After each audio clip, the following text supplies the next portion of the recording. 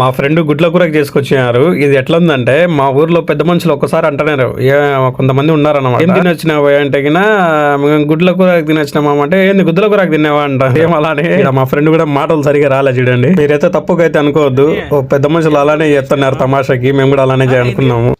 గుడ్ల కూర గుద్దల కూరనా గుడ్ల కూరనా ఏంటంతా గుద్దల కూర అంట మా జానీ మాస్టర్ అయినా